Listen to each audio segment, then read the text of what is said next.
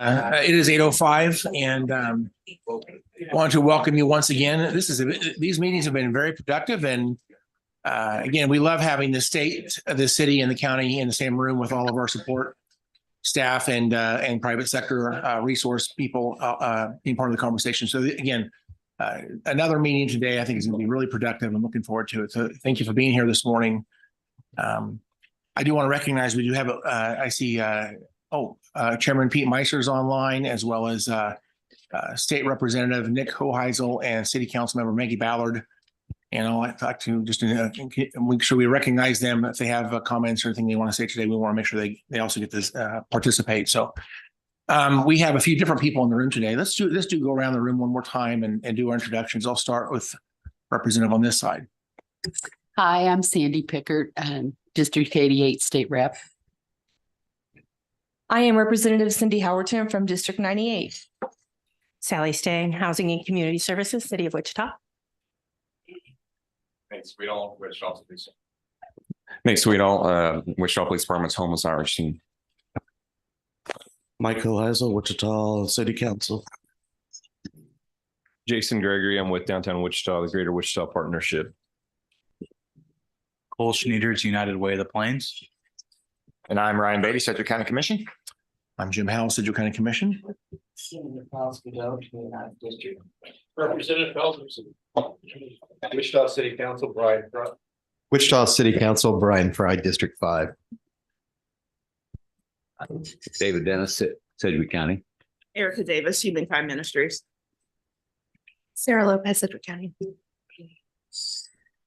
Leah Howell, State Representative, District 82.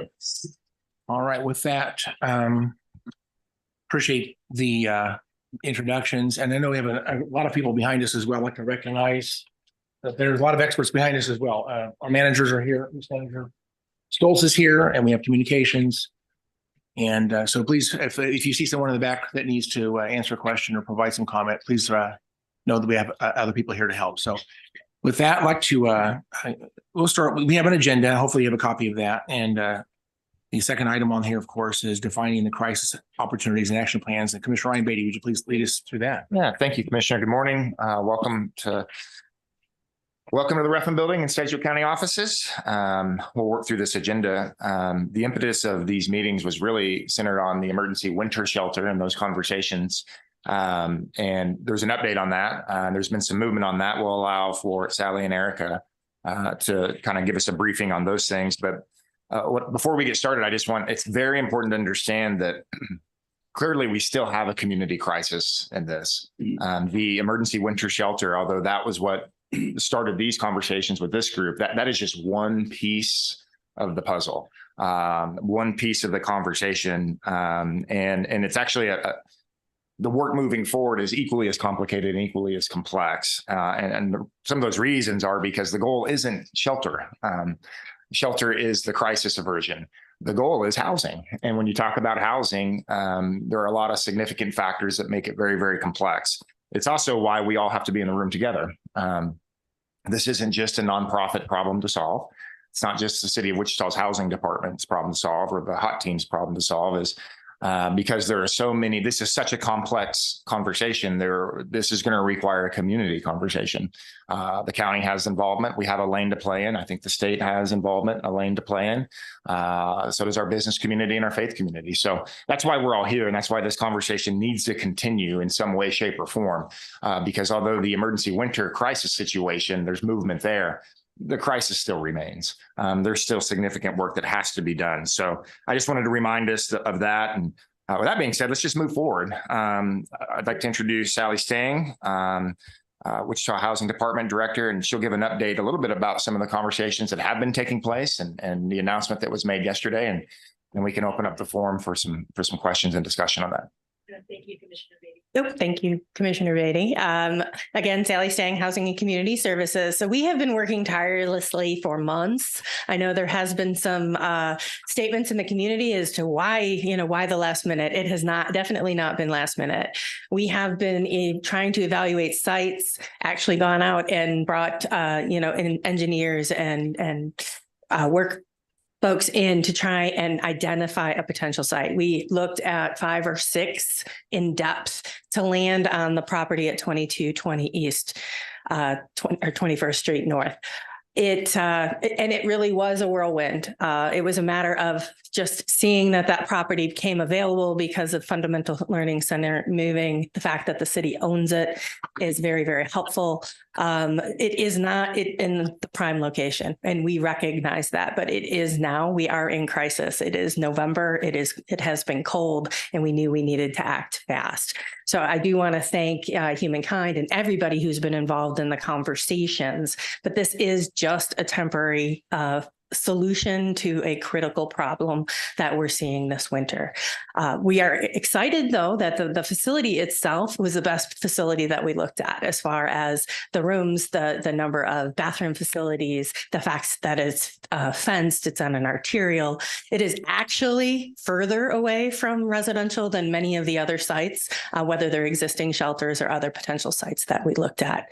The challenge in transportation, love Mike Tan, Wichita Transit's going to help save our day with this, to be able to provide free bus fare for anybody who's riding that route that runs from the downtown transit system and will be stopping directly at the shelter. And it's, we've been having very specific and deliberate conversations about how do we reduce people wandering neighborhoods? How do we reduce the impact on both those we're providing services to and the neighbors and the residents in the area? So I feel better than I have in a couple of months on where we're going to be.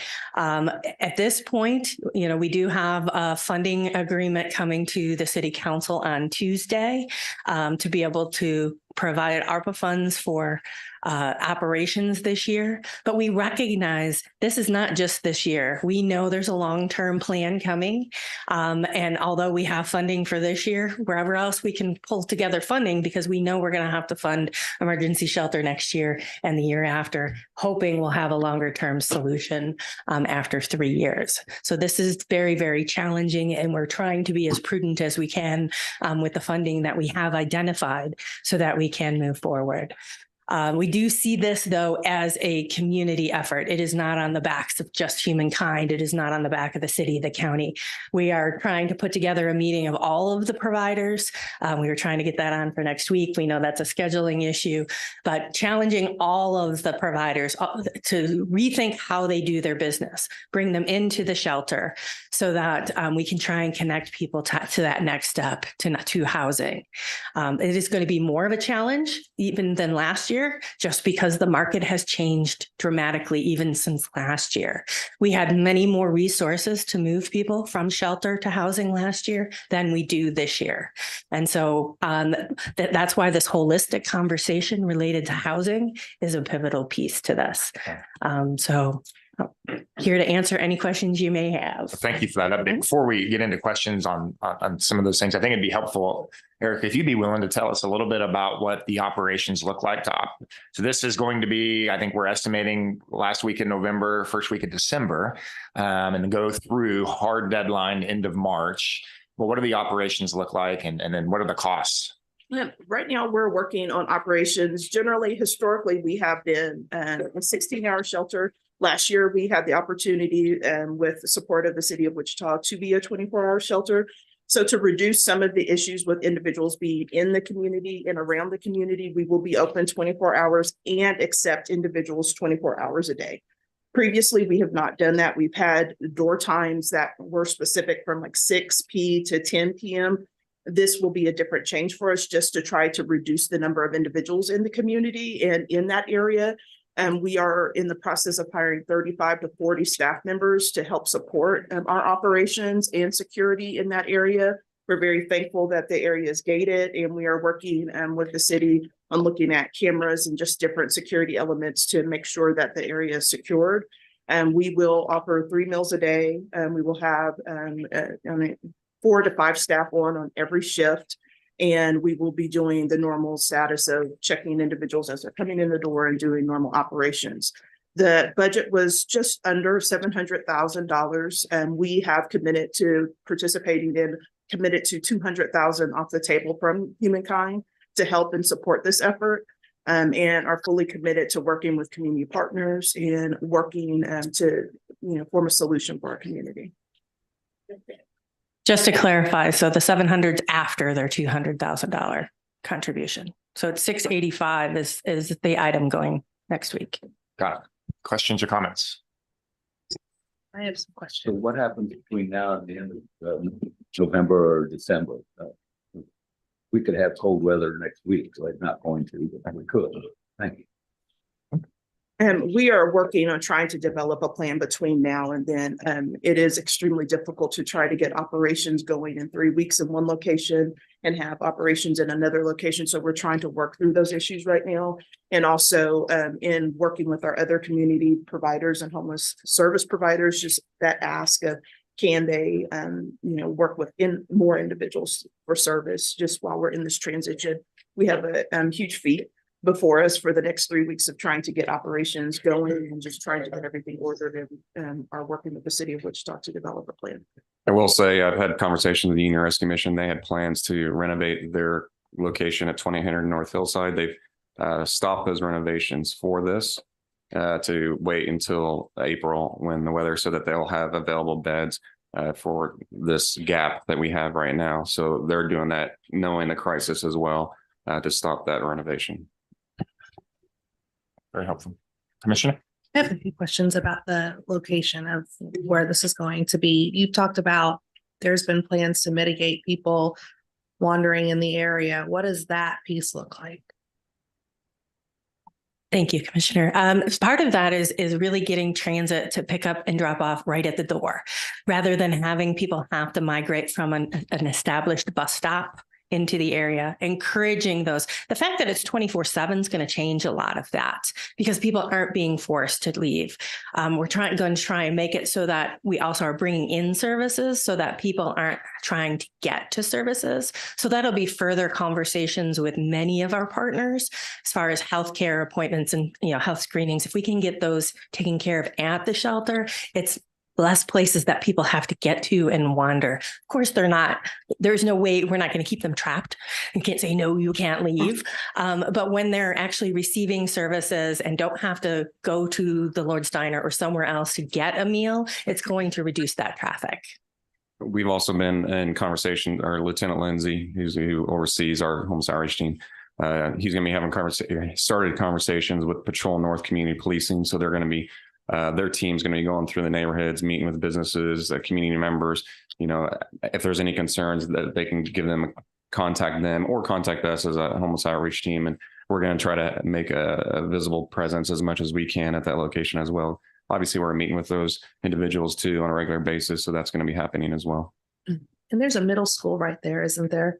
That kids in the area have to walk in front of this shelter site to get to school. Has there been any work with 259 on figuring out maybe can we get kids that would normally have to walk bus there so they're not put at any additional risk? I just think about my kids, and if they had to walk in front of a shelter that could house up to 300 no barrier homeless men, what my concerns would be. And I can't imagine having to do that. And so I think that the work the city has done with this has been extensive, and I'm so appreciative of all of that. And I can see how much you care, but I just really am concerned that we're going to take a group of people who need support and assistance, and we're going to put it in a very vulnerable community that's already super under-resourced as it is, who's carrying a lot of the burden of what this community has unfortunately put on their shoulders time and time again for decades. And what does this look like now that we're adding potentially 300 homeless individuals in this area and taking resources away from them and having the Boys and Girls Club down the street and the school right here and Tops right next door? I mean, what does that look like when it comes to the children in the area walking, and how can we guarantee their safety? Because like you said, we can't trap people in this facility. And if it's a 4 to 5 month time frame that they're going to be there, realistically, we know that people are going to be coming and going, and whether they have a bus pass or not, they're going to be in this community now. So how can we ensure the safety of this already high risk, vulnerable community? That's my biggest concern about this area. Sure. And we absolutely see that too. We've already had conversations with TOPS and Boys and Girls Club and some of it's about being strategic, and we're learning about their times in which kids are coming in and parents are dropping off to try and make sure that as we're bringing people through, there isn't not just the walking, but even the traffic congestion. So we're taking those things into consideration and absolutely opening the lines of communication between those groups, us with the city as well as with humankind. So If I may, Our current. that's a great question. You're 2 blocks away from Horseman right now. So how do you guys do it at Humankind now? About the management of the shelter. We're less than 2 blocks away from an elementary school now. We have housing and family housing across the street from our emergency shelter where we have families living.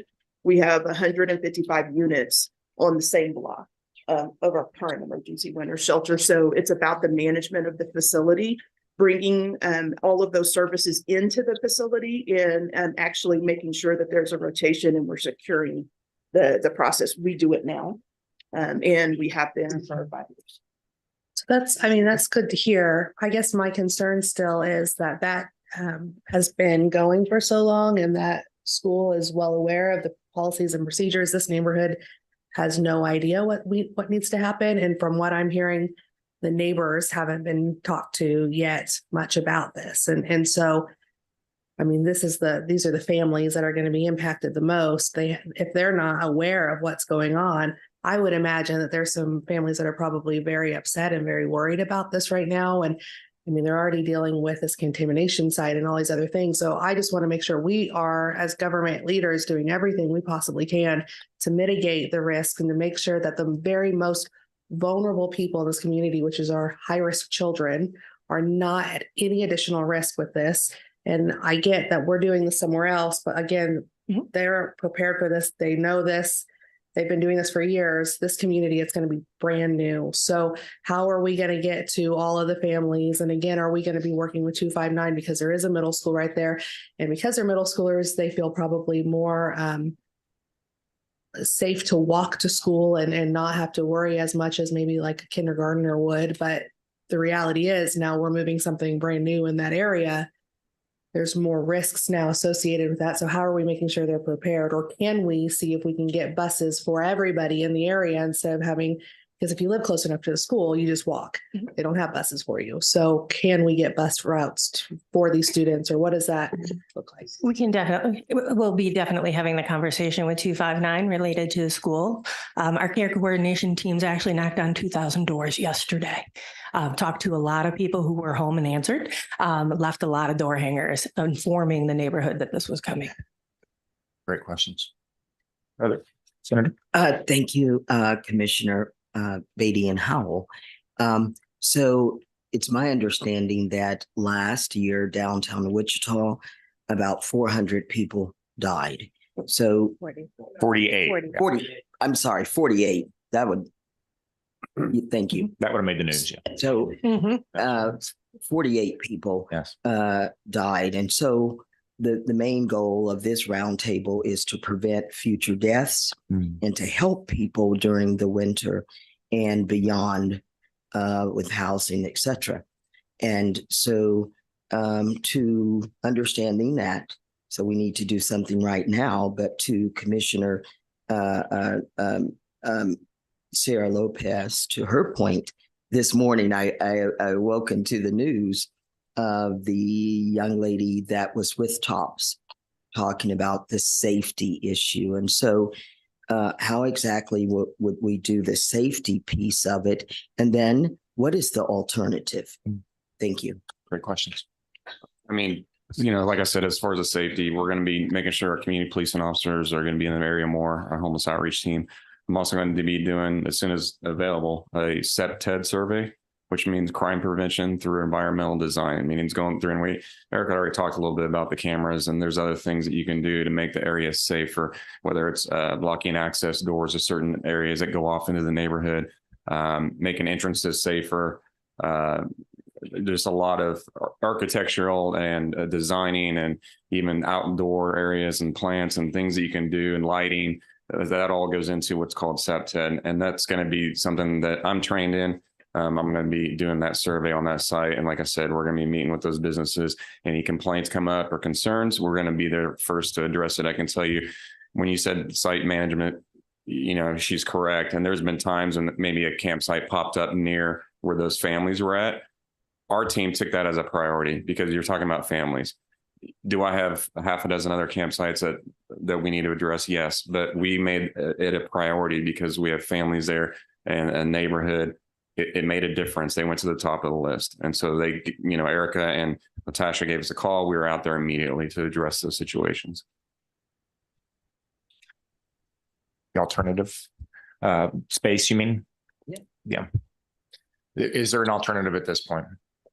We are not aware of any alternative space at this time. Yeah, Representative Carr.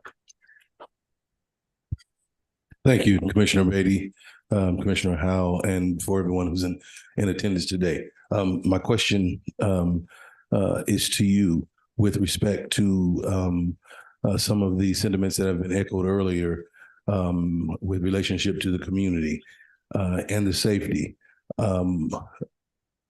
Do we have some training that we can provide our officers in that, what I don't want to see? I echo the sentiments of my colleague, Senator Faust Gudo. I understand that there's an emergent need, and we certainly need to do something. We don't want to see any more of those unfortunate deaths that took place last year. However, I would be remiss not to bring up the point that what we certainly don't need in that community is a point of excessive policing. So I'm worried about that for the residents. We're already in that community over-policed.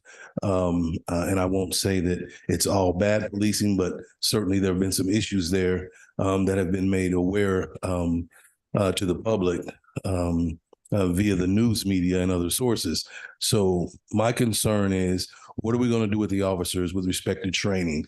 How are we going to mitigate the police presence in that area to be certain that we're not, once again, the community is already going to absorb potentially 300 homeless individuals, and that's a difficult task in itself. Because certainly they will be within the neighborhood and within the community. But the residents who are there now and who will be there later and have had to deal with certain inequities with respect to the police department, how or what kind of training, what does that look like? That's what I need to know. What does that look like for the current residents in my community? Well, like I said before, I think I mentioned community policing. Our officers right now, obviously, we're short staffed. So those patrol officers they're going to be working their 911 calls that are holding. Brought up the community policing because they're already trained. They're trained to deal with these type of issues. It's more about community involvement and being with the community so they don't feel that way. And we're blessed here in Wichita to have a huge community policing unit, and a lot of cities don't even have that. And so they're already trained in that. That's their expertise. And that's why I brought them up. And they're going to be working with the community hand in hand. They already have a relationship. Those officers with those beats have a relationship with those community members there's that trust already built there.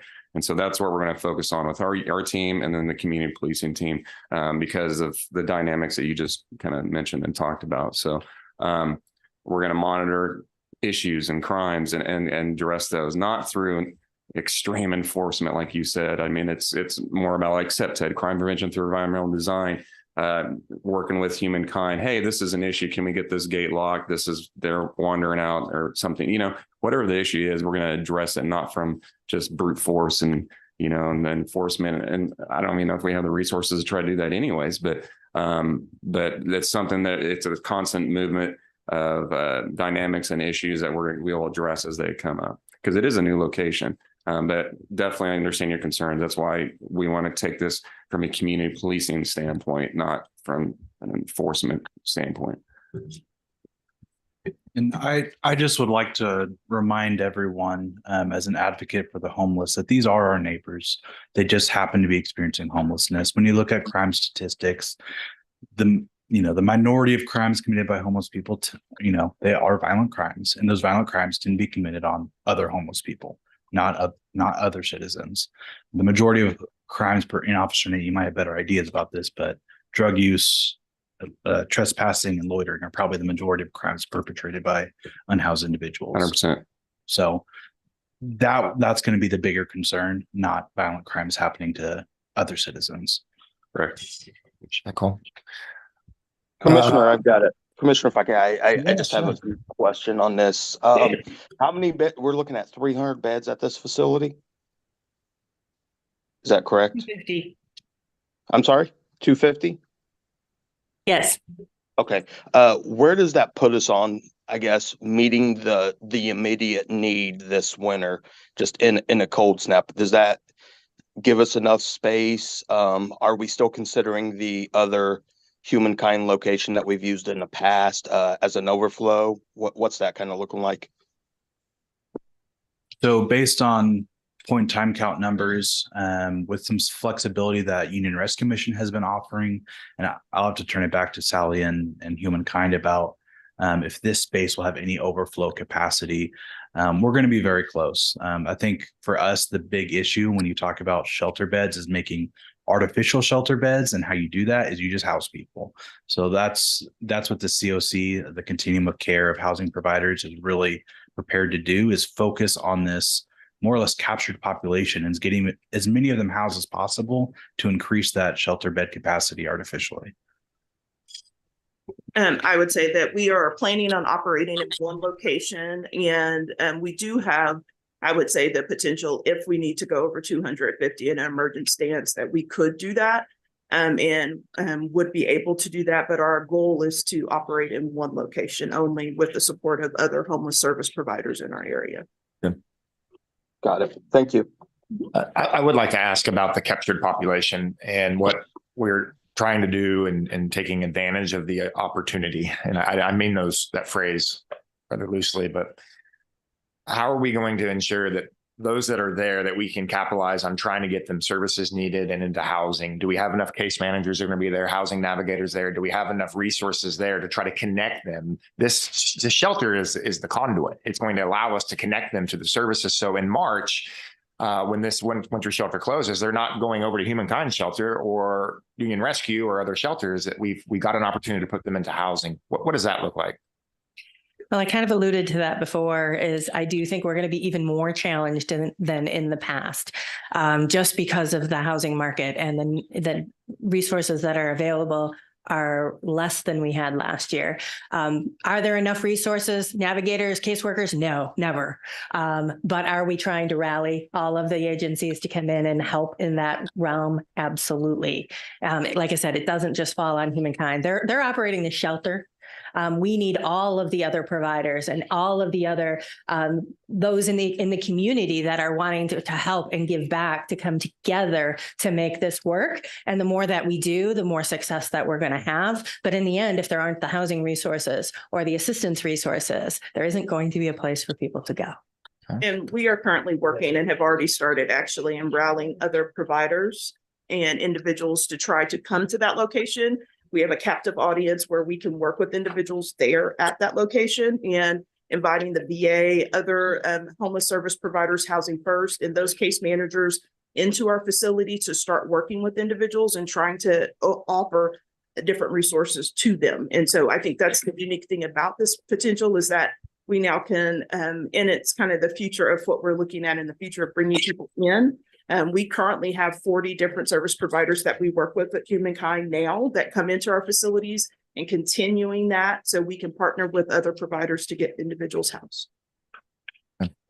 Another question. I'm sorry. And I'm not trying to sound negative about this. I'm just really concerned about the location. So please don't think that. But when I first started in this role, there was a lot of discussion around trying to build what you guys are doing now, like the MAC, which is incredible that that's happening. But there's two schools of thought. Like, we want to keep it downtown, and then there was another one, we want to move this away from downtown.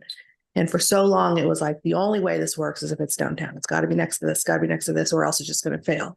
So why is it that now not only will it work, but we're going to say that we can move everybody to the northeast side of town and expect that to work. If for so long I heard that if it's not downtown, then it won't have success.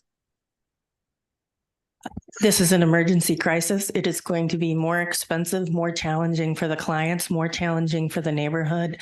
We have the blessing of transit. That's not something that could be a permanent solution. Adjacency to all of the resources that people need is going to be a challenge. And I can't guarantee they're all going to come on site even for this emergency. And in the end, we do hope there's going to be some, for the MAC. We also are, the MAC is much bigger than this is emergency shelter. This is not non-congregate shelter. This is not housing that we're talking, whereas that campus is all of that, not just dealing with the crisis. And I don't think it's an ideal location, but it is the only location that we have available, and we're trying to divert the crisis. So when we first the county first started getting involved in this conversation a little bit more and trying to be part of the solution going forward, we brought the idea of a modular facility that we could stand up within 3 or 4 days, maybe a week. It wouldn't take that long to get something stood up that we could put possibly on the Humankind campus. That conversation died because we were told by city management that there was no interest in that. Is that if we could resurrect that and we could do that within, a dollar amount, because I know obviously that's going to play a part in this and the county is willing to help out in what we can, but would that be something that would even be considered at this point? I know Assistant City Manager Troy Anderson went through the route of the FEMA tents, and we were looking at $6 million. Well, I don't think we were looking at $6 million. Well, that was definitely the quote he brought to the meeting for the massive tents. Okay, so because the person who was working on that has been out of town the last few days, on Monday when she gets back, if we could have her look into that again and just get a very rough idea of what that would cost, and it's not even remotely close to $6 million, and we brought that to the city. I mean, is that something that could be still considered at this point? At this point, we either need to start now because we're rallying to get this stood up. That would mean we're probably not helping people till January. Well, I don't think so, because it wouldn't take long to get set up. I mean, that's kind of one of the great things about this modular option is it's so quick to set up.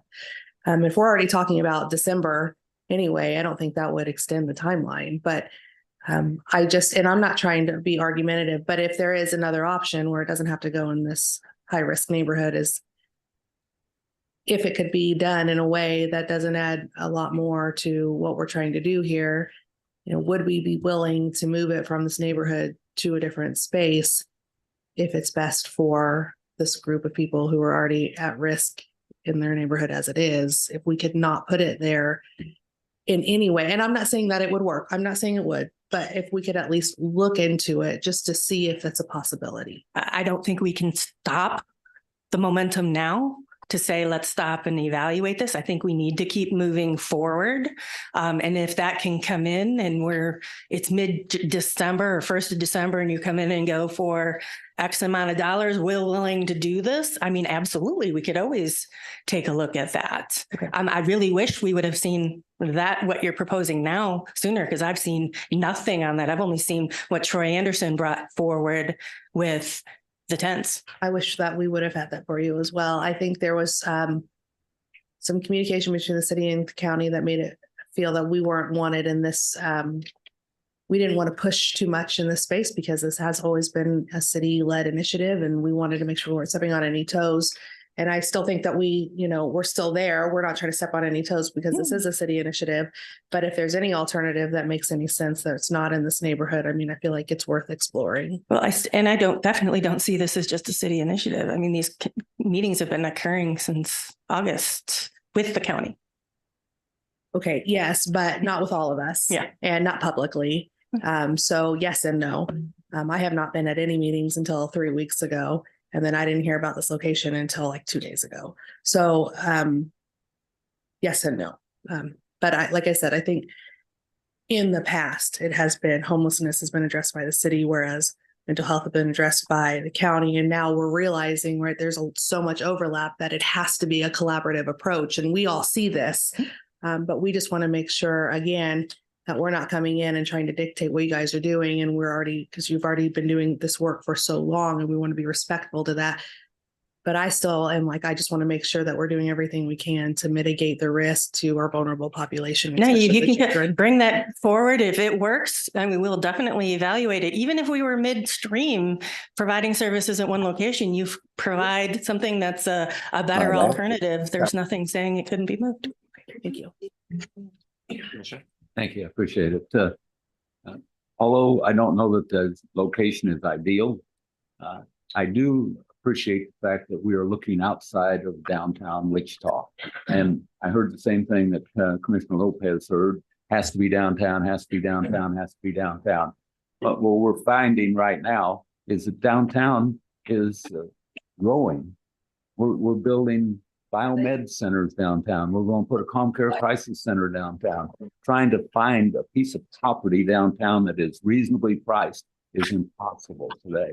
So I think that as you look at this MAC in the future, a downtown is probably not going to be the solution. And so if we can find a way of doing it so that it's not downtown and it's safe and secure, then that is going to be an ideal situation. So I think we're going to learn from this, find a way of doing it safely and securely, allow the people who are homeless an opportunity to go through the process of healing and also finding a home and eventually, and it doesn't have to be downtown. I've never thought that it should be downtown. A few years ago, the county commission was looking at something along the Broadway corridor up by Murdoch up towards 13th Street.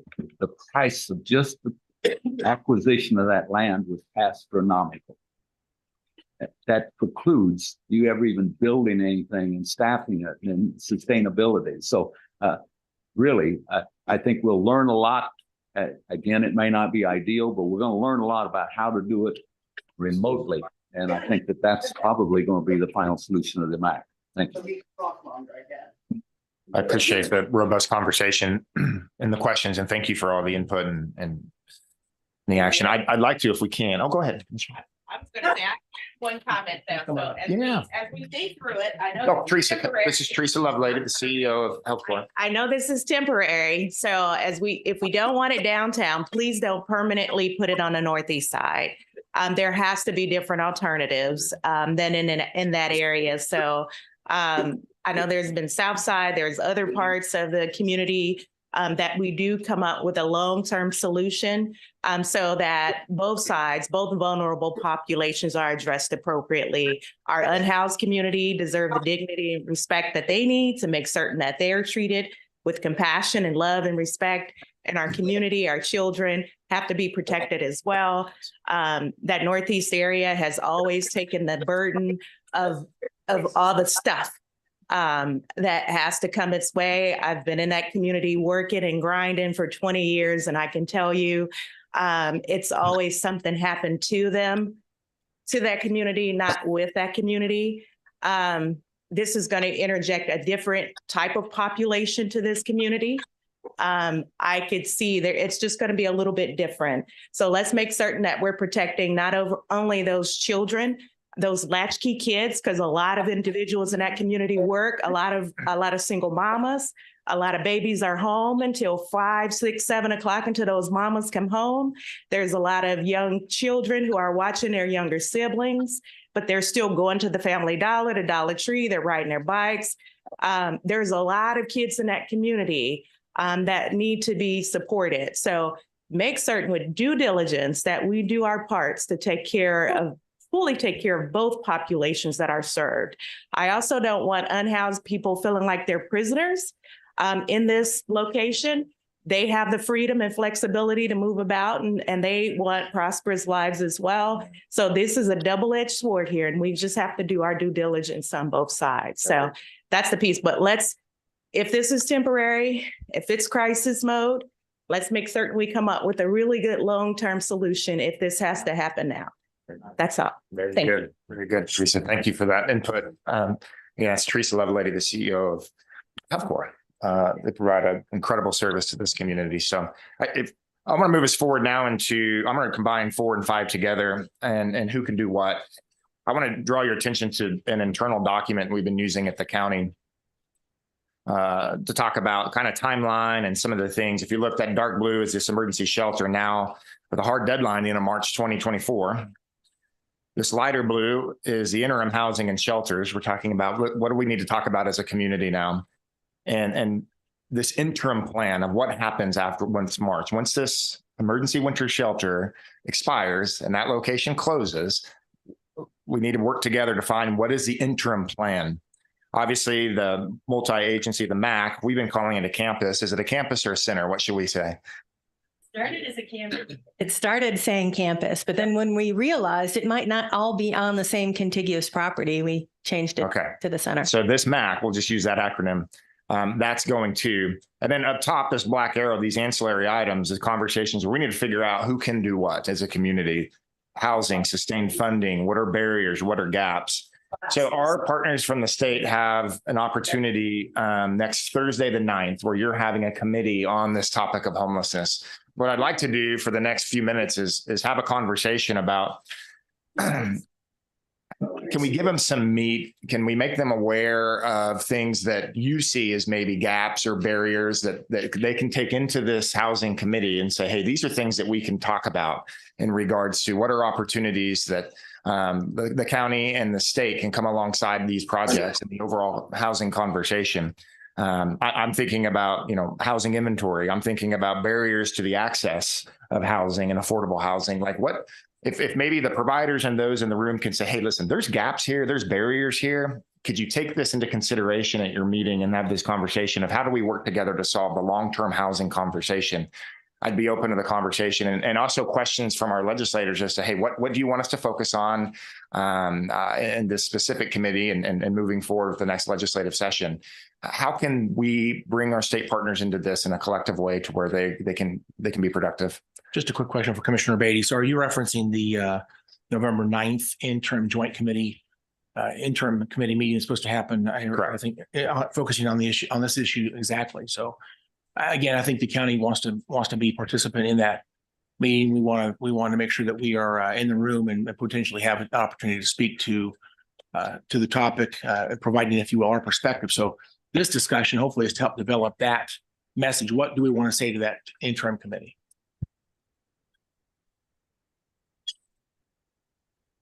Hey there, everyone.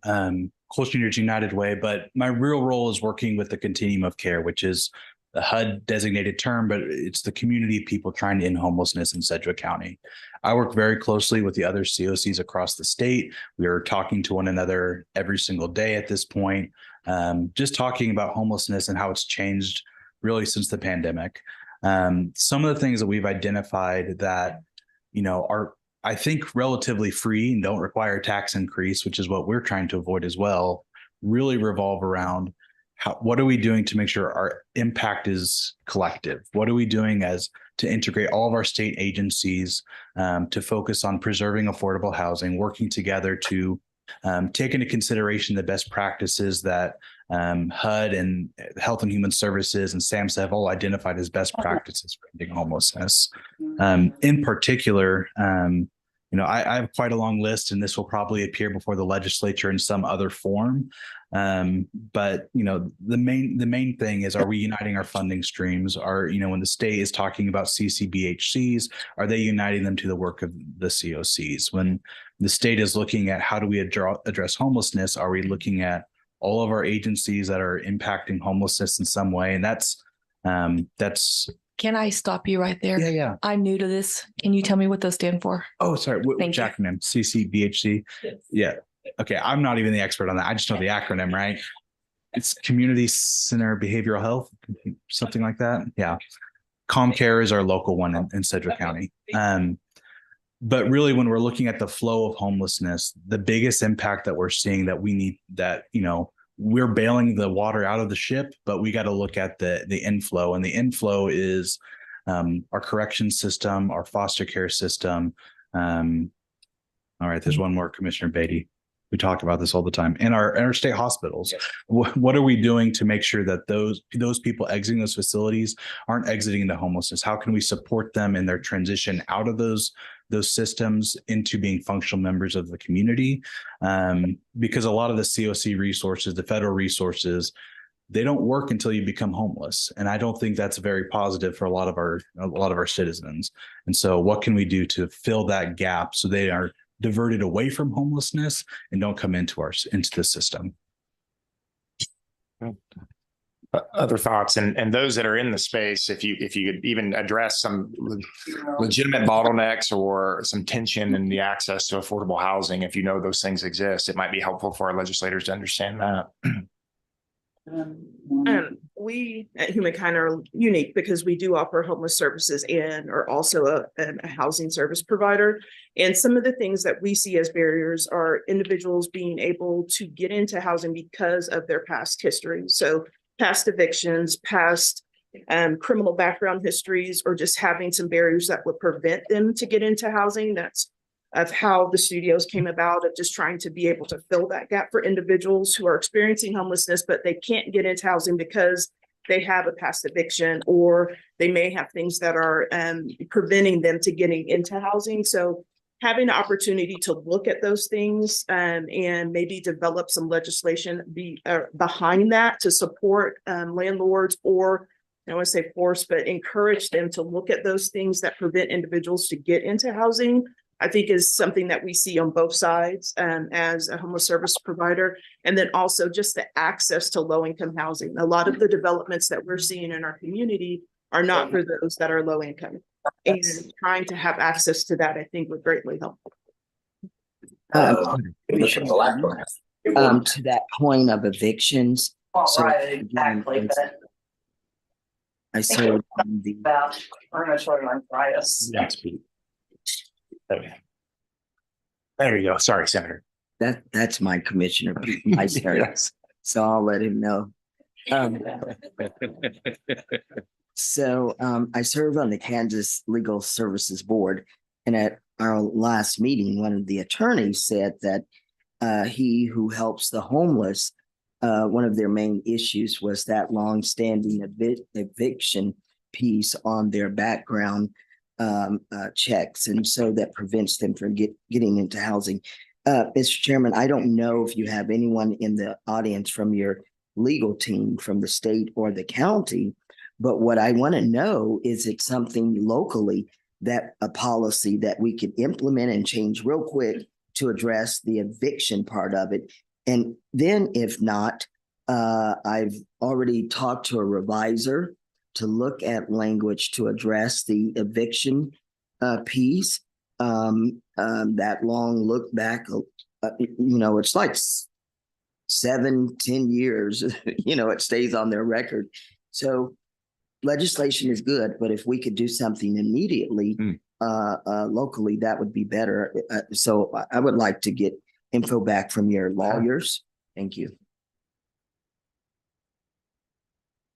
Certainly look into that. Would you be able to, Sally, is the eviction on the record, is that a significant bottleneck to get people to housing? Absolutely. Absolutely. And we have seen people, and it's not just the eviction on the record. They're sometimes going back to individual landlords and looking way past the time it's on the legal record.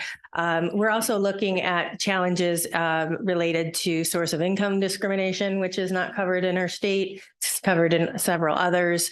It's simply requiring 3 months or 3 times the rent and income when they have a voucher isn't reasonable, right? Can you explain that? Mm-hmm. So many states, some communities have passed a source of income discrimination laws, which means that a landlord can't just say, I won't take a voucher, I won't take my rent from this funding source, versus which, if they have the voucher, you're guaranteed the majority of the rent, and the rent is based on their income, no matter what their income is. It's kind of a slippery slope though, because we have seen in other communities, there are other ways around that. So if I'm a landlord, I can just say I need a 750 credit score. That's not necessarily good either. But we do have a lot of landlords who just say, I won't take assistance. I just won't take assistance. And that's very, very challenging too. But the number one thing I tell people when they call, and I get dozens of calls a day, is don't let yourself get evicted. Leave before you get evicted, because that eviction will haunt you for a decade. And I believe, Sally, you might be able to delve a little more into this. We're looking at moving the requirements for vouchers from you have no evictions for the last 5 years to the last 3 years. That's currently being talked about. There is no term. Someone could be evicted tomorrow and have a voucher. Be evicted yesterday and get a voucher today. We have no restriction. It's the criminal background screening that we reduced from a 5-year look back to a 3-year look back. I appreciate that. Yeah. Thank you. Yeah. What Representative Fourcard and then I just have a brief comment. Thank you, Commissioner Beatty. I want everyone to be aware of how critical our time here is with respect to this March date. We need to come up with something by March, because what I don't want to take place is the facility shut down in March, and then we've got potentially 300 homeless individuals that are now residing within my community. Sure. So I want us to understand that. And I don't also additionally at that March date, because we haven't come up with a definitive plan or solution. What I do not want is for that facility, as one of my constituents, I believe it is, spoke earlier, I don't want any conversation of that becoming a permanent facility within the community simply because we failed to do our jobs here. Agreed. Yeah. Thank you. Very good. I can almost guarantee you, just doing this for so long, I've been, working downtown area. We've had multiple different locations for the winter shelter going back 10, 15 years ago.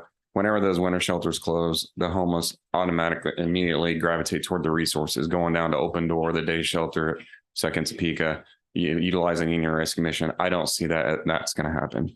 When that closes, they're going to get bussed down to the resources or go up to Union Rescue Mission and start utilizing those resources. I can almost guarantee you that. Which I would second what Representative Carr said, and to piggyback what you're saying, this interim plan of what happens when we close in March is we cannot stop the conversations. We didn't solve this problem with the winter shelter. This crisis continues, and we've got to push this. What do we do? What is the opportunity for a 24/7 low barrier option for interim that leads us into the MAC? Like, what does that look like as a community? And I think we've got to keep our foot on the gas in that conversation. Go ahead. I have one more question. We're doing a lot of discussion right now about people who are already experiencing homelessness. What are we doing for preventative? How are we making sure that we're being more supportive on the front end, so that way we're not continuing to grow this population? And as we're having this conversation with legislators, and you're going to have that discussion in November, or I guess it's November already, but soon, what can we bring about on the front end, and how can we bring up preventative services as well, and not just a reactionary to what's already there? I'm going to ask Cole to talk a little bit. I want to skip right back real quick to Representative Howard. You had a question on the legislative eviction side. So I don't want to sound negative here, but when we're talking about housing and vouchers and evictions, we have to think about the landlords as well. Correct. And they have to have some sort of guarantee. When I was campaigning in 2020, I met a gentleman who had over 100 rental houses, and they were being trashed. So it's not just that they couldn't get the evictions to get the people out, it's that they were destroying the houses. And I don't know if that's the homeless doing that. I don't know who's doing that, but that is the fear from the housing, that side of that. So we have to address those fears as well as the housing. Great comment. I think it's important to acknowledge that, Sally. Particularly, so about right when COVID hit, we did launch a landlord risk mitigation fund, because at that point, it was a landlord incentive specifically for landlords to take people coming from homelessness.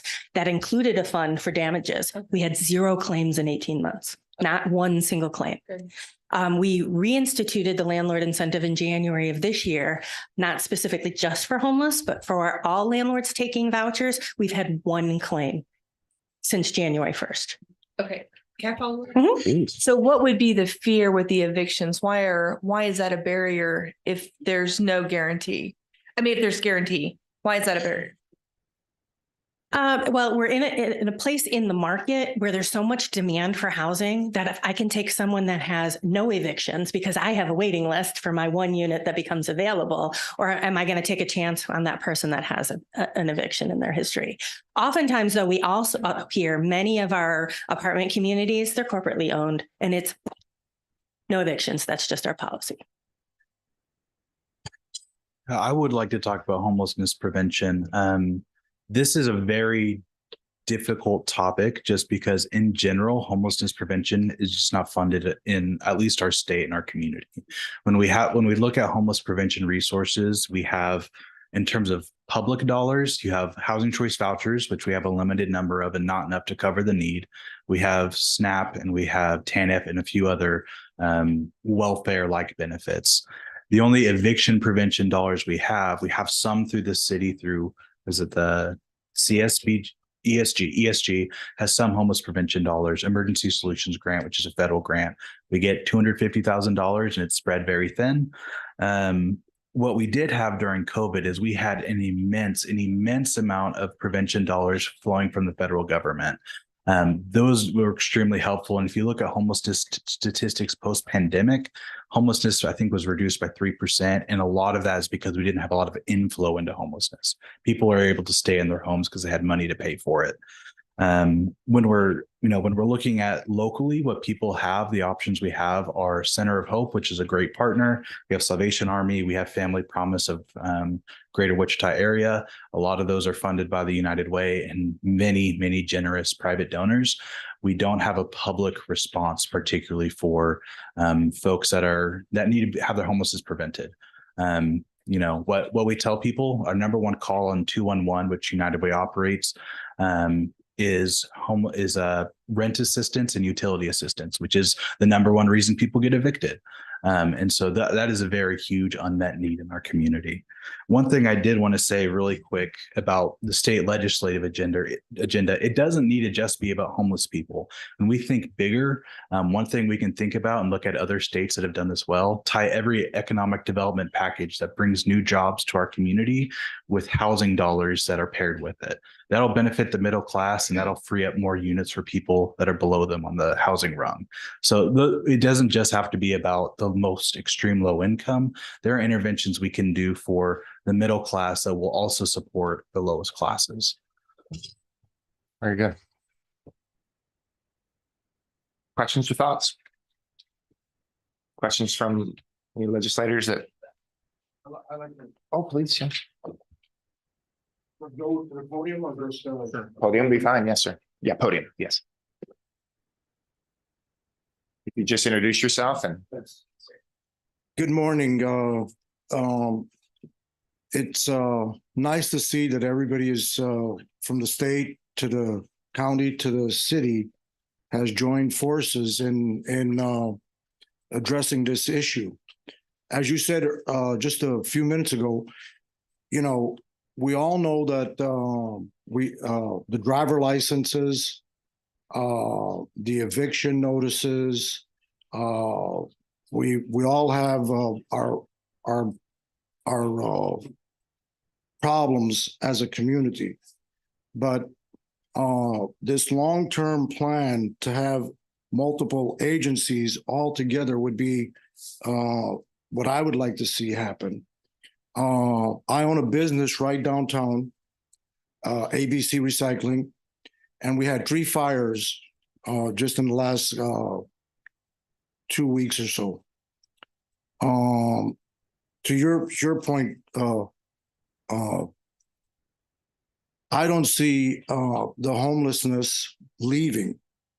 I see it during the summer, winter, and I'm calling community leaders to try to address this problem. I had a young man that came into my facility, and he came from California about 3 weeks ago. And he was very qualified, and he did stadium work in California. in Anaheim at the ballpark. And he knew about recycling. He knew everything that was going on.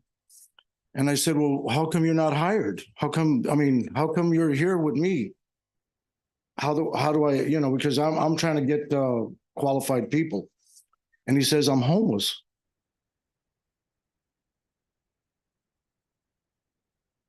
And I told him I'm going to give him a chance.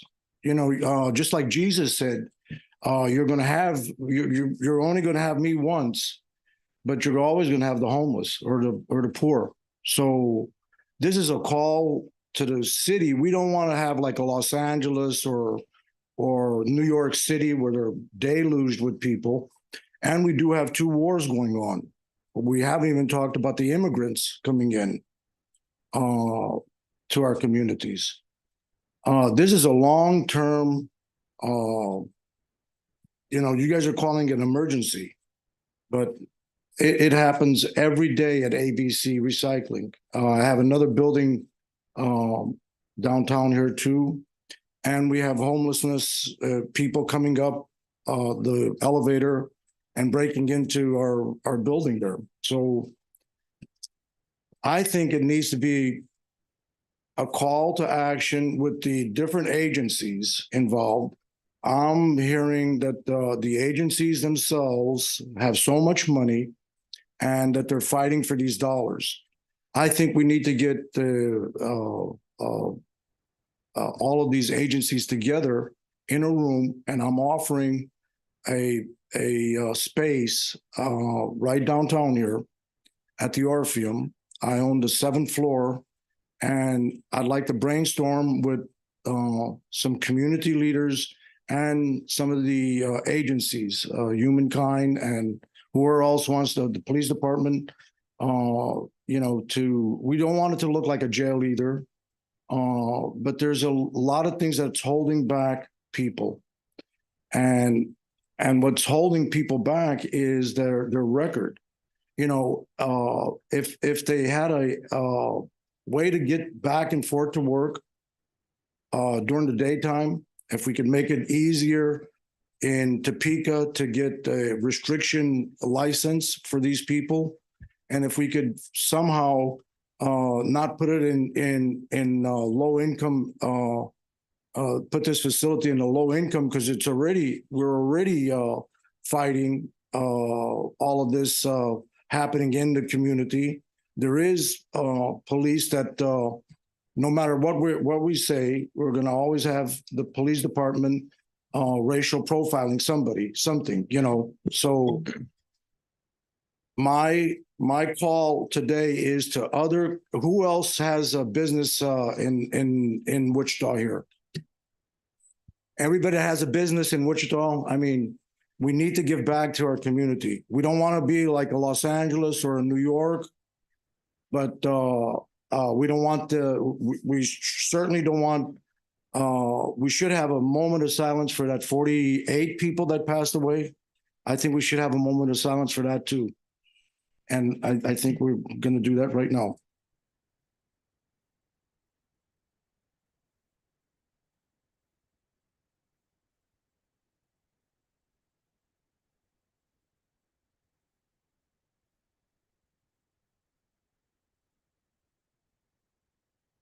Thank you. Thank you, Yes. Michael. I want to introduce you. Michael, we call you Duke, but Michael Marks. Michael Marks. I own ABC Recycling, and it's a call to the community leaders and with the different services, if they want to meet with us and have a brainstorm kind of, to put these dollars all together and try to get a long-term solution to this. And thank you for your comments. And just to clarify, so what he's saying, he's a business owner downtown. He's struggling with the problem like many businesses are. And again, he's very graciously offering, if you will, a space to meet and network, if that's helpful. And I know that there's a lot of providers in the community. And just a anecdotal comment here, I'm watching the social media a little bit. And even though we're talking about real solutions and moving things forward, there have been negative comments. Some of those source from other providers. And it's disheartening to see that and hear that. And I know, I don't speak for the overarching problem. I don't really understand all of that, but But I can just tell you from a citizen of this community, it's a little bit frustrating to see that ever happen. I want our providers to support each other and get along with each other and respect each other. And if there's anything we can do to facilitate, if you will, peace between providers, so we need them all. We need them all. I think they all provide great resources for the community that we all depend on to help provide solution to this problem. So again, thank you for your gracious offer. Thank you. And if there's any questions from me, I'm glad to take a question or from anybody. I'm here to give back to my. If you wouldn't mind, just stand by in the meeting, and people want to talk, we can certainly direct them towards you at the end of the meeting. We have a time limit here, so I do want to just. Is any other comment before I want to just introduce, if you want, a slightly different topic to this, because we have an opportunity today. I don't know when our next meeting will be. I think it's getting a little bit more difficult to meet. Our genesis for these meetings was the emergent issue, which I think is largely moving forward.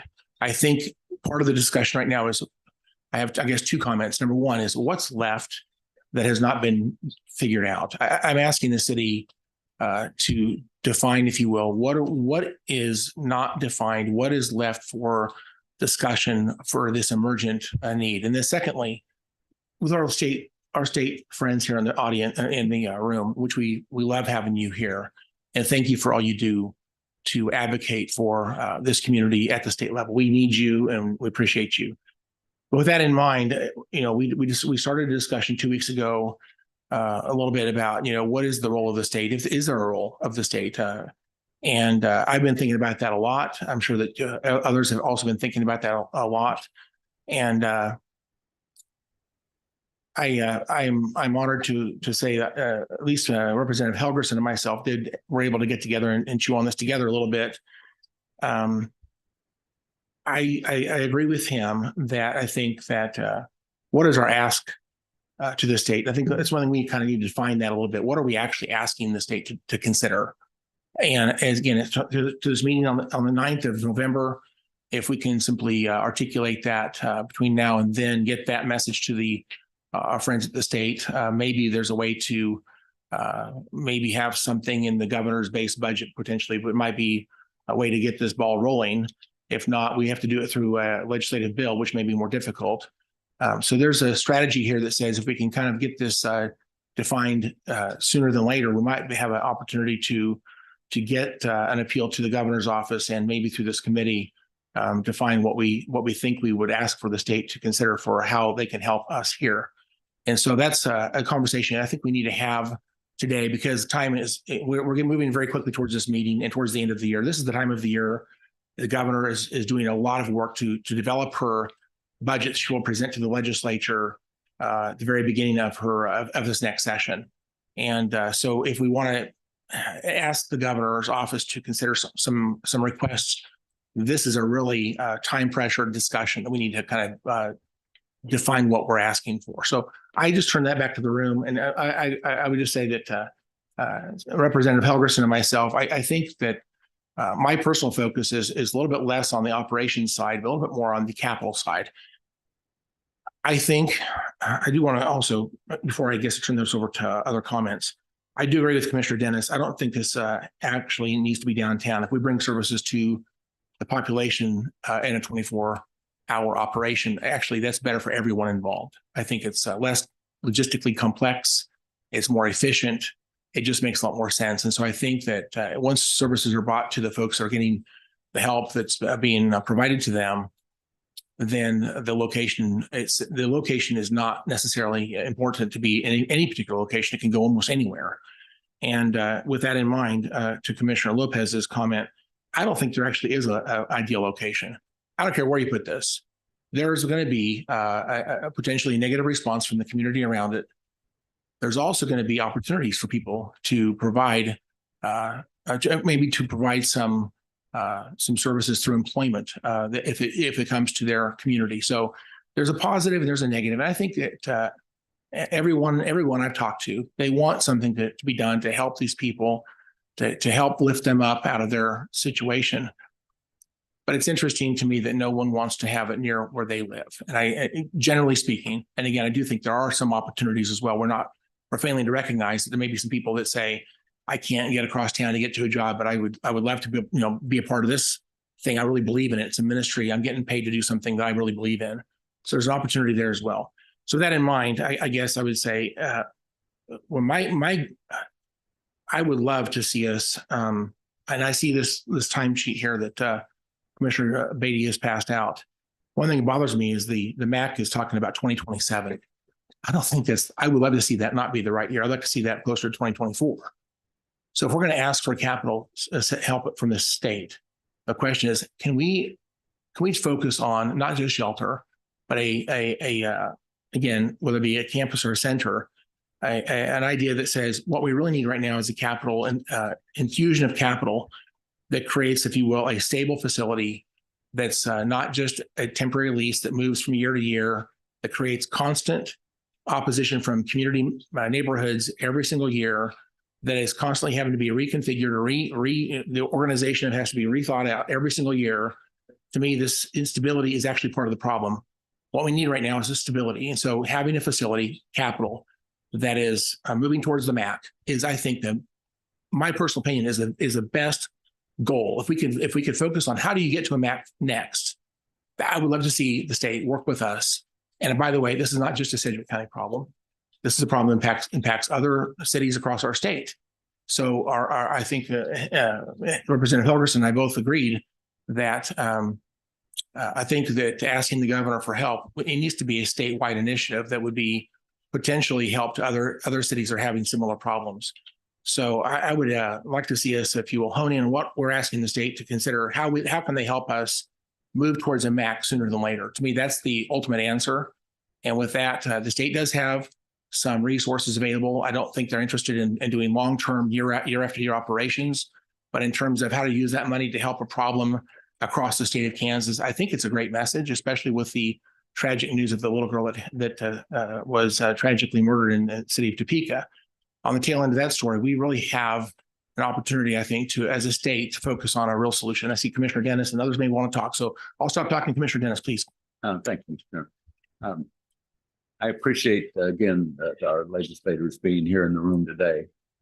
My worry is if we go back in time a little bit and we were looking at roads and we wanted the North Junction. We had 14 or 15 people going up to Topeka talking to the state saying, hey, we need something, but we weren't any kind of a coalition. We weren't speaking with one voice. So we formed a coalition. We developed priorities. We prioritized those. We took those up and we spoke with one voice. And we said, look at all the people that are saying the same thing. And I can't speak for the legislators, but I would think that you would rather us come up with one voice rather than going up there on November 9th and having 6 or 8 or 10 or 12 people saying that this is what they want, but we haven't prioritized them. I think that's the step we're missing right now when we're trying to talk to the state, is we don't have a good idea of every single thing that we need and what the priorities are and what it's going to cost. So it's worked before with us forming a coalition and speaking with one voice. I think it can work again. Thank you. There you go. I'm going to touch base first on what I think we got here. We're first here for, and that was dealing with emergency shelter. And I heard this morning, or I heard yesterday on the TV, that the city has, quote, solved the problem. That's good. Yeah, I love that. Problem solved. But, my background is to ask the question, okay, you said you need, and I'm not sure if Humankind is putting in 200 of the 700,000, or is that correct? Of the 885, 200. So they have a $500,000 shortfall. 680. 685, okay. So how much ARPA funds are you short? Do you still have ARPA funds? Is the county going to deal with any of the ARPA funds? Who's coming up with the extra money? And, that's the first question, I think, before you go anywhere else. How are you going to deal with coming up with the extra money, or is the city just going to swallow it? Other questions come up immediately in my mind. Are these city or county employees, or are these employees, part-time employees of a not-for-profit? How are you structuring this? how are you structuring the sale of the housing stock that you have, and are you using that money? Yeah, that's kind of the immediate question which we haven't dealt with, and we're going to leave here in a few minutes. And my guess is it's up to the city and the county to figure out the solution. I'll tell you, I reached out to the governor's office, and there is not any emergency funds available this year. Yes, we do have emergency funds, but this, as I said before, is outside of our lane to suddenly put in money for an emergency shelter in Wichita or anywhere else. The idea that maybe we'll put in money for permanent housing or permanent temporary housing for the homeless is possible, but that's a long leap. And as for the November 9th meeting, is that correct? That is one interim committee. That is a long way away from what you have to do to sell the governor and to sell everyone else involved in this. And as the commissioner said, you need one voice, but you also need to have a plan. I've heard about this MAC several times, and while it seems like this is automatically assumed by all of you, I immediately say, okay, if you have federal funds paying for this in theory, who's paying the operational costs? Is it taxpayers? And who's taxpayers? And all of those questions. Now, I think you need to focus on the first question, and that is, do you have an emergency shelter, and are we all selling or we are buying off on it? And do we have the funds?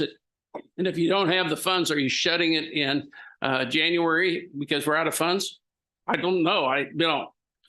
I assume the city's going to come up with it regardless. So I'll start because the distinguished gentleman had three specific questions, and I'll start with the first answer and then turn it over to Humankind for the second one, and then Sally for the third one.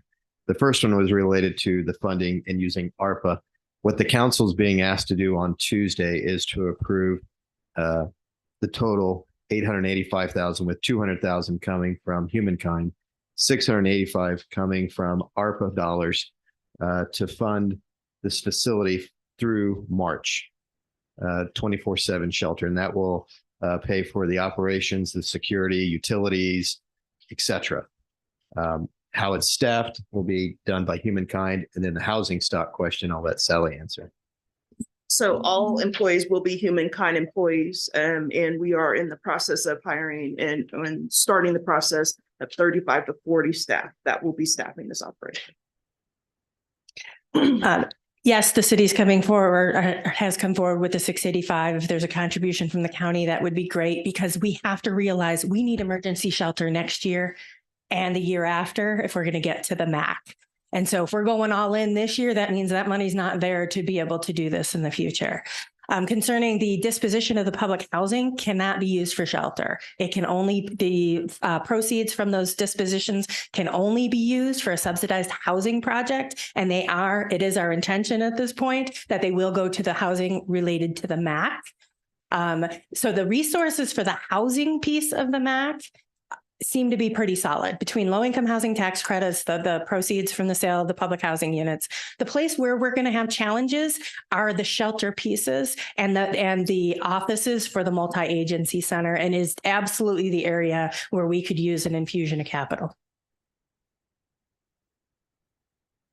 I'd just like to add on to Representative Helgerson's. We need data. We need a plan, but we need data to back that up.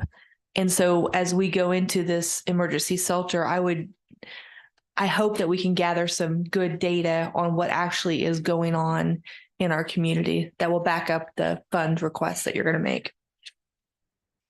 Representative Howe. Thank you. I am serving on the interim committee for homelessness this next week. The agenda, there's at least a tentative agenda established already. I will just say myself, along with several others, other colleagues that are here in this room, we serve on the Welfare Reform Committee. I'm vice chair of that.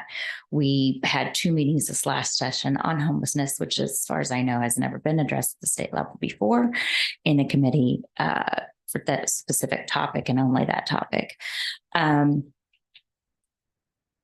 I will second Representative Howerton in the sense that we do need data. We need you all to explain to us at a state level. I mean, and I know I'm somewhat repeating some of the things that have already been stated here by others.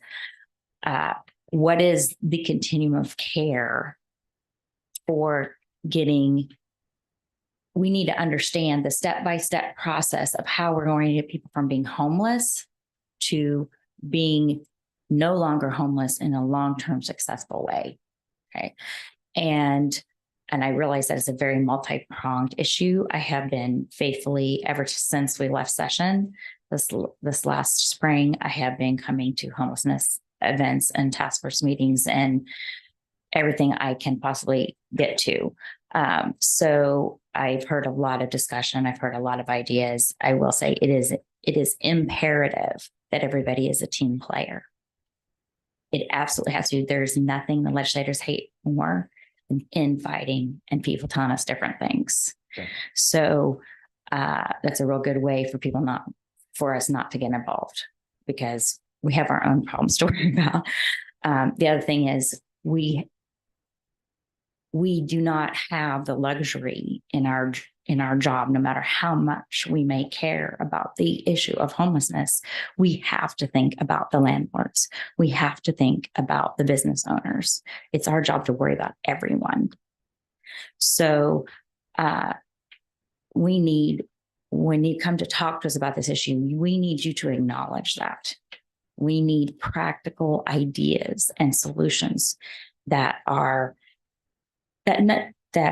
may very, of course, involve compromise on everyone's part. It's something that's actually a practical solution. So, coming up to, I know this last session, I felt a little frustrated on this issue. There was a lot of discussion about housing first, about affordable housing. There was no practical ideas of how we get there. And so, and I understand it's incredibly complex. And I tell people all the time, if it was easy to solve, you guys wouldn't be in Topeka talking to us about it. And I recognize that.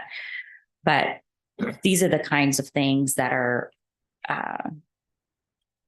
important to us. And just realizing, yesterday I went from meetings with issues for CDDO to working with issues regarding homelessness, mental health, those kinds of things. They're both important. And there's only so many dollars. So, and that's just the tip of the iceberg. And I know the other elected officials in this room had the exact same problem. So cohesiveness, practicality, addressing it as a statewide issue are all very important things. I want to comment, thank you for those comments, but the last 2 speakers, I think, are honing in on exactly the right strategy here. It frustrates me when I see municipalities come up with legislative agendas that are very they're idea oriented. They don't actually bring I always ask people, how do you write the bill? Tell me how to write the bill. What's the problem? What do you think the solution is? Help us define that with a piece of legislation. Write it down. If you can't define the bill, then you didn't do your job. You didn't define the legislative platform good enough. Because here's the problem: if we take an idea to the legislature and we expect them to solve it, they don't know there's no point of contact. There's no one there that wants to lead necessarily. If we bring them the problem and say, here's an idea on how to solve that, they might change it, but at least gives them a starting point. And so Commissioner Dennis is exactly right. The way you create the strategy of success is by coming together and developing the solution that we like and presenting that to them is in some strategic way that gives them something actually talked about. It might change. It might evolve to something entirely different, but it gives them a starting point. Because if you simply just say, we support this, we like this, we have this problem, and you expect the state to solve it, they don't know what to do necessarily. It makes it more difficult. So, and they have a short session. Every year they try to get out of there as quickly as they can. And I respect that. I understand the reason they do that. They're focused on passing a budget, but they do these other things while they're there. the end of the day, if you make this complex for the state, we're not going to be successful. We have to essentially help them see what we think is a good solution and put it down into almost a bill format. Say, here's what we're asking for exactly. And that's how you win. Yes. Appreciate that. If I may, because I'm on the homelessness task force, so I'm going to grab the lead in the conversation with the requests, and we'll work with Sally, Nate, United Way. I'm going to try to provide you three things to the legislators. One is the updated COC data, what the continuum of care is doing, what their data looks like. That information is readily available now. We'll combine that. The second thing is, and this is something I'm going to need help with. This conversation is only going to move so far on the back of compassion. We've got to start telling the economic impact, the cost benefit analysis to this community. What is it costing our community now? I'm talking about and services being provided. I'm talking about economic impact. What's it costing us now? But if we do invest in services, what is the cost benefit to this? We've never been able to quantify what is the net benefit to this community if we invest in services. Now, we've been telling our community there's a net benefit, and I believe there's a net benefit. We've got to find a way. I don't know who can help us do that. We've got to quantify what is the net benefit so we can go to our shared constituencies and say, this is why this matters. This is why it works. The third thing is the request from the homelessness task force. We're going to, and stop me if you disagree, but I'm going to try to focus the requests and the conversations of the legislature around two areas. One is the housing component.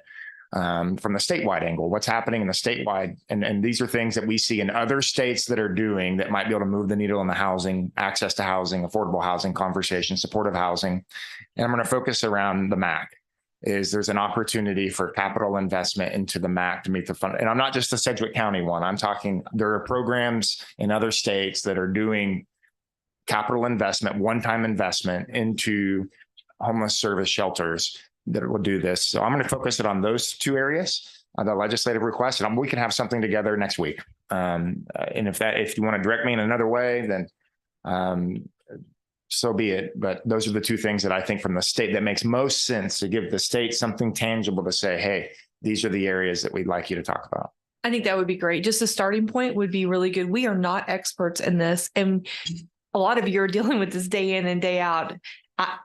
I've never been involved in this space before. So any information as well that you can help to educate us, but we do need a plan and we need a specific plan and specific data. So I just talked to our management team and there's a wonderful idea. Thank you for bringing this up.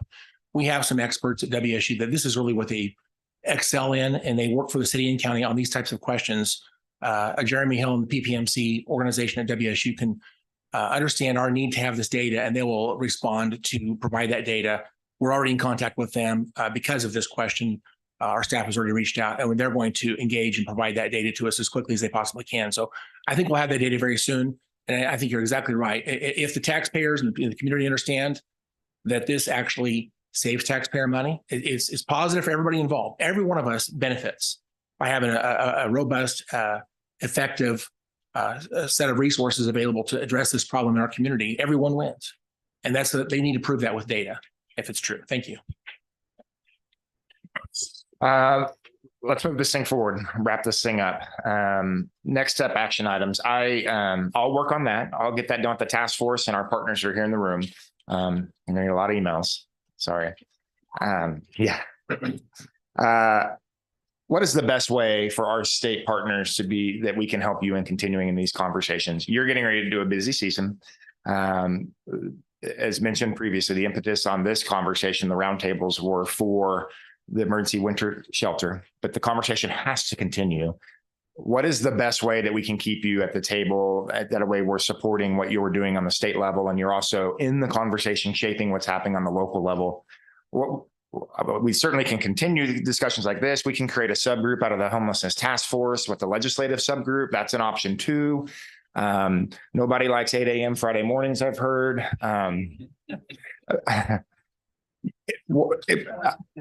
Please guide us. How can we help on the local level ensure that you're getting the information you need? What is the best venue for that? I really enjoy these meetings, being with everybody at the table, being asked questions. The conversations after the meetings are probably more helpful than this, but I just like being in the same space. Fridays are an option because we are usually not in session on Fridays. Okay. So we usually have pro forma. Other thoughts, Representative Carr or Hal? I would echo the sentiments of my colleague, but we could possibly do it later than 8 a.m. 8 a.m. because we are going to be be getting home late on Thursday. So Yeah, I second Representative Carr. One of the problems with doing it later is people start having other appointments, and some people have to get to work. Some people have, these meetings are lasting an hour and a half, sometimes an hour and 45 minutes. If we start at say 10 o'clock, it's going to be lunch before we get done. So the question is, we want to meet early because everyone seems to be more, although it's not fun to get up, everyone seems to be more able to attend. So it's a balance between those two challenges. And so I do like the idea of meeting later, but I don't want someone to say, well, we couldn't come because we had another thing we had to do. So yeah, I have to be at work at 10, so 8 a.m. would. So again, amazing. I know 8. I know 8. Although I don't like it. I actually feel bad for our county staff too, because our county day technically starts 8 o'clock and they all have to come in early to make this happen. Yeah. So I appreciate our staff for being so flexible. And I know this is hard on a lot of folks. I get that, but if we want to have another another hour and a half meeting before everyone's day gets really crazy, I think it's important to meet at 8. If we wouldn't mind, why don't we do the legislative agenda? I'm using that term so loosely, forgive me, but put the things together we're going to work on. And once the committee has their meeting, why don't somebody circle back and say, hey, I would love to have an update from that meeting. I know there's going to be local people that will be present that day.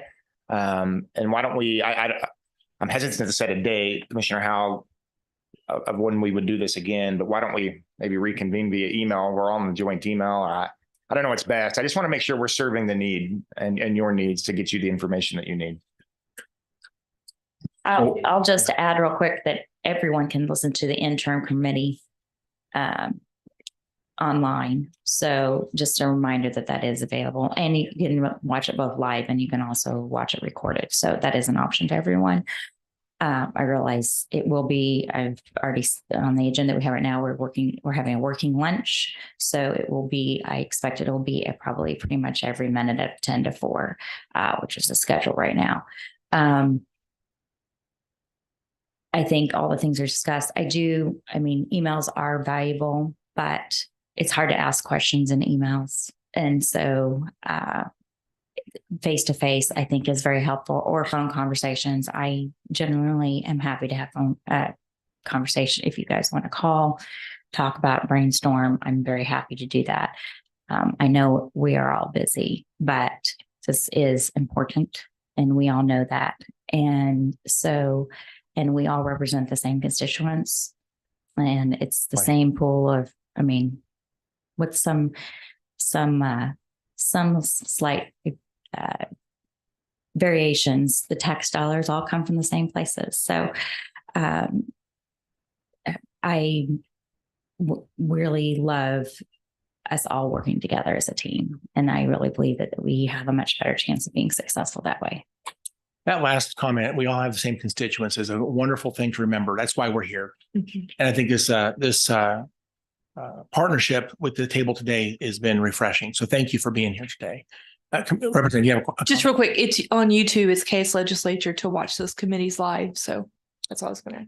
So one of my concerns about doing an email planning for our next meeting is we do have COMA challenges with the county and city, especially. I think all 5 this is a public open meeting. All 5 commissioners have engaged today. Because it's public and open, we can do that legally, but we can't do this through email. And so to plan the next meeting, that we have the same problem with the city, the 7 members of the city. If we include all of them and they respond, it's just a problem to really do great coordination, because which one of those council members can speak for the other ones when we really can't talk about those types of details. And so I'm a little bit concerned about not setting a date. I feel like setting a date is how to keep moving this forward. I'm sorry, maybe I'm alone, but we've made some good progress. And again, next Friday would be, I understand that interim committee is just one day. Are the legislators generally headed home after that, you think? Or is there something else the next day? There's no plans as far as the interim committee collectively on the 10th. It's just only on the 9th. And maybe I'm alone, but I would like to see us do this next week. Yes. Veterans. Say what? Oh, Veterans Day. Veterans Day is next Friday. No, actually, we have it is Saturday, but a lot of things are happening here locally on Friday. So that is not the best day. What about Monday or Tuesday the following week? Would the 17th work for everybody? It's 2 weeks. How about we do the 17th and in an effort to make everybody a little bit happier, how about we just target 8:15? 8:15 on November 17th. Bring your favorite Thanksgiving treat if you like. I think that would be good. That gives us a little time to define where we're at. 2 weeks. 2 weeks is probably a good cycle. Let's do it at 8:15 on the 17th. If that's okay. I do believe most of council will be in Atlanta during that time for NLC. Yeah, we can attend virtually, but that's okay. Does that work for everyone, you think? Okay. So I'm looking at my staff behind me. Does that work for the staff? They'll give me say yes, it does. Okay, folks, thank you again. I am so proud of everyone here for coming together. I feel like the community really appreciates seeing the progress that's being made. The conversation seems to me to be very profitable, and I feel like things are actually moving. So I'm proud of you all for making this important and for being a leader on this topic. Thank you, thank you, thank you. We will see you on the 17th at hopefully 8:15. And thank you again. We are adjourned.